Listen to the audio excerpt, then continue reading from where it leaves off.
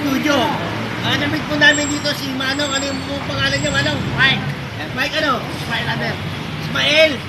Ader. Si Sir Ismail Ader, ito na yung napakaraming clippings niya na regarding sa FPJ Files. Patunay na ito talagang nagpapatunay na siya ay talagang plus ng mga FPJ mulat sa 1969. Sino manager dyan? 1969. So, ito yung mga picture mismo. He's not here. So, ito yung mga lumang picture ni ano, sino mo makinig ka ron, no? Sige.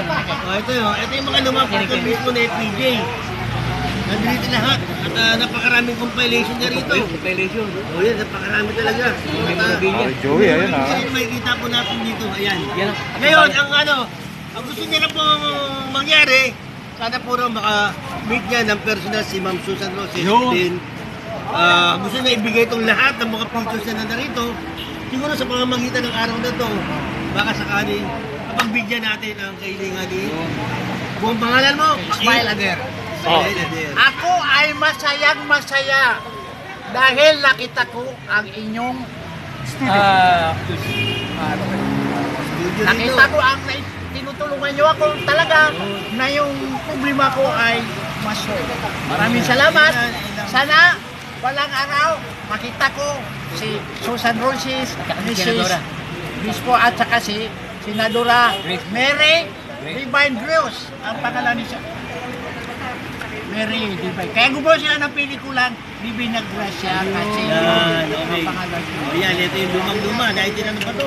1939 to 2004 ang compilation niya. Ito mga Kita mo dyan, ito yan.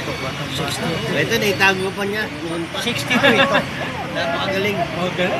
Maingat. Maraming salamat. Wala pang EPG Studio. Wala pa. Under contract pa siya ng Premier People. Yeah, correct. Minsan gumagawa siya sa TIP. Minsan gumagawa siya sa Management Studio. Minsan gumagawa siya sa Dario Santiago. Minsan gumagawa siya sa Television. Pisado ni Mano. Oo. Sana nga Alam mapagbigyan mo, natin. nung buhay pa si EPG na makausap Sir. kami, kinuwento ko sa kanya ang mga Sir. babae na naling sa kanya.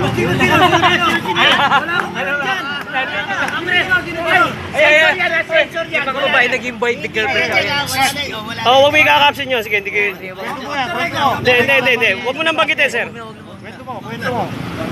Ako alam ko talaga. Oh, sir, wala kami dito, partner. Partner Andrew, okay na?